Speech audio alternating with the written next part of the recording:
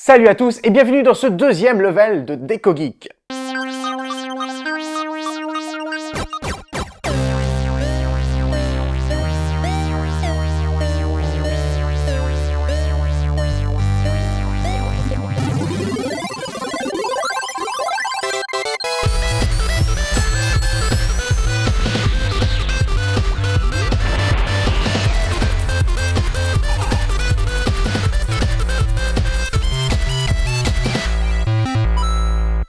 Cette semaine, le tuto aura un rapport avec Noël. Attends. Quoi? Des rapports avec quoi?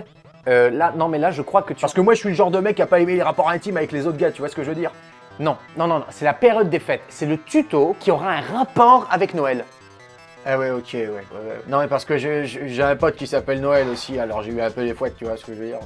Mais pourquoi vous vous énervez? J'ai encore rien dit! Alors comment dire? L'émission a à peine débuté et vous commencez déjà à me foutre les boules. En même temps, avoir les boules pendant la période de Noël, ce n'est pas si grave, ça fait ton sur ton. On va s'arrêter là? Mais ce n'était qu'une boutade, mon ami. Oui, mais bon, vu qu'on n'a pas que ça à faire, on va enchaîner directement sur le présentage de la création d'aujourd'hui. La suite. Voici la décoration spéciale Noël que nous allons crafter dans cette émission. Ah, c'est le truc qu'on met sur les rétroviseurs dans les voitures pour que ça sente bon? Sans déconner, sur un rétroviseur. Une grosse voiture? Ça me fait penser, quoi. C'est un sapin pixelisé fait en polystyrène extrudé. Ce genre de panneau de polystyrène, c'est bien isolant en temps normal. Ouais, c'est exactement ça. C'est le genre de matériau que vous pouvez trouver dans les magasins de bricolage dans la partie construction, souvent située à l'extérieur du bâtiment. Vous allez vous rendre compte que cette matière est facile à travailler, mais peut-être un peu trop fragile pour certains. Donc, le conseil que je vous donne, c'est de choisir votre panneau et de faire super attention quand vous le manipulez. Après, libre à vous de choisir une autre matière, hein. Vous pouvez prendre un panneau de bois, il n'y a aucun problème. Tant que vous avez le matériel pour pouvoir le couper correctement, je m'en fous. Ah bah non, je prends ta solution, hein. Je suis pas là pour réfléchir, tu vois. Non mais ça on l'avait remarqué, t'inquiète pas. Symbole à part entière des périodes de Noël, ces sapins décorés étaient initialement une tradition païenne qui servait à fêter le renouveau de la vie lors du solstice d'hiver. Et avec le temps, les chrétiens l'ont réutilisé pour fêter la naissance du Christ, puis commercialisé. Bien que cette tradition soit appréciée de tous, nous nous retrouvons avec les mêmes problèmes chaque année quand on prend un sapin naturel. Raison numéro 1. Nous sommes systématiquement obligés d'acheter un sapin naturel auprès d'un mec assez bizarre qui vit dans une caravane. Raison numéro 2. Même si on prend un petit sapin de la taille d'un hobbit, on se retrouve toujours avec une facture exorbitante. Et raison numéro 3, que ce soit à l'installation, durant les fêtes ou à la désinstallation, on se retrouve toujours avec une tonne d'épines au sol. En effet, c'est une bonne idée. Autant faire quelque chose de durable avec un aspect original et éviter tous ces désagréments. Franchement, j'aime bien, mais c'est le seul moment de l'année où je peux dire à un petit vieux que ça sent le sapin chez lui. Après tu as le choix, fais-le seulement si tu es prêt à te séparer de ce vieux côté traditionnel. Et puis croyez-moi, c'est pas ça qui va gâcher l'ambiance de Noël. Vous vous sentez prêt? Rejoignez le côté obscur des Noël Geeks. Les objets nécessaires à ce craft sont vraiment plus nombreux que la dernière fois. Plus précisément, au niveau des matériaux, vous aurez besoin de une plaque de polystyrène extrudée de 20 mm d'épaisseur de 120 par 60 cm, une feuille abrasive avec un grain de 500, une éponge abrasive avec un grain de 150, un tube de 250 ml de peinture acrylique verte, un tube de 120 ml de peinture acrylique brune, des tubes de gouache de couleur primaire, un rouleau de scotch double face pour sol vinylique et du talc. Pour ce qui est des outils, vous aurez également besoin d'un cutter, un mètre ruban, une règle de 1 mètre pour tracer, une équerre, un pinceau plat de 10 mm, un pinceau plat de 40 mm, un pinceau fin souple et un sèche-cheveux. Du talc et un sèche-cheveux, ça sent la blague qu'on va faire à une gonzesse. Non, on ne fait pas ça, on fait un sapin. Je précise aussi que si vous n'avez pas de talc, vous pouvez prendre de la farine.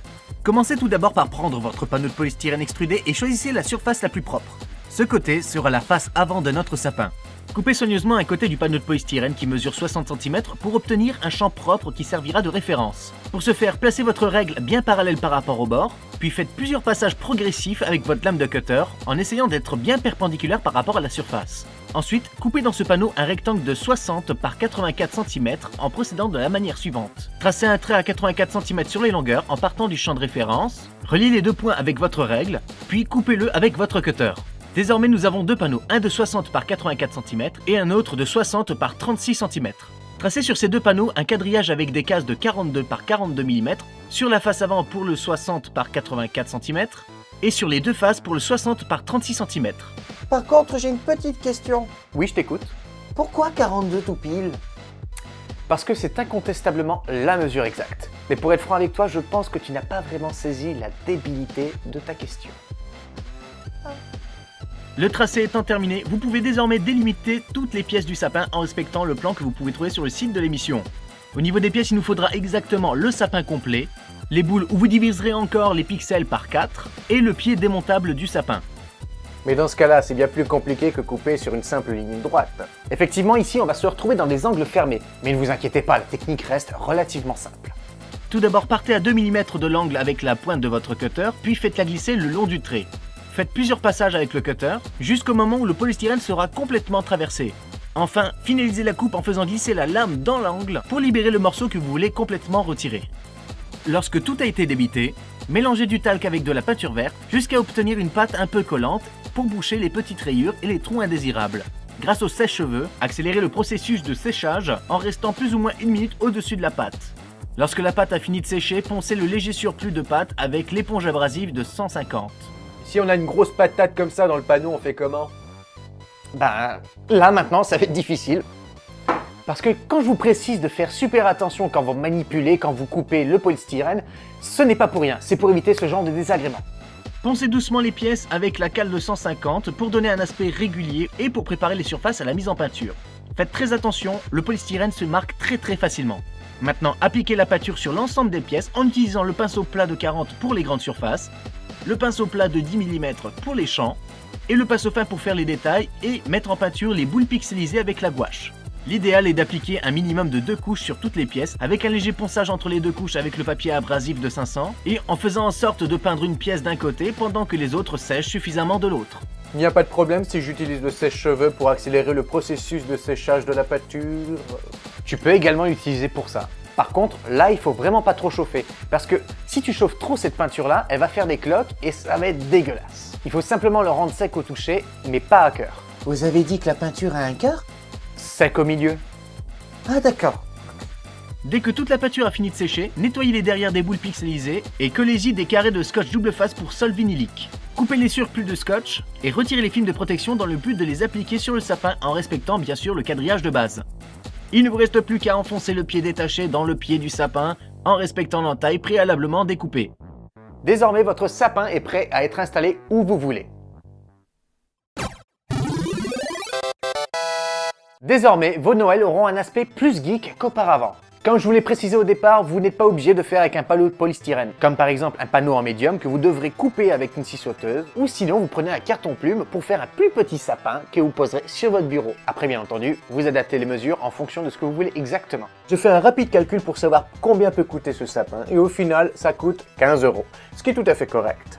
15 €, j'arrive pas à me faire une idée du prix, ça représente à peu près combien? Ça représente à peu près 4,2 litres de bière.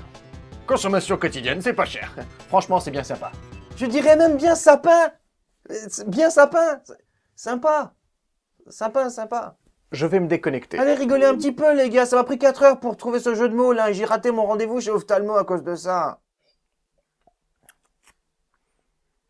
Je tiens à remercier les personnes qui ont apporté leur soutien dès le premier épisode et j'espère que ce deuxième vous a comblé encore plus. Continuez à partager et à donner vos avis sur l'émission puisque s'il n'y en a pas, ça n'évolue pas. Et j'ai envie que ça évolue pour vous, pour moi, pour tout le monde. Il est temps de nous quitter. Je vous embrasse sur la fesse gauche et je vous dis à bientôt pour un nouveau tuto. Ciao les capteurs!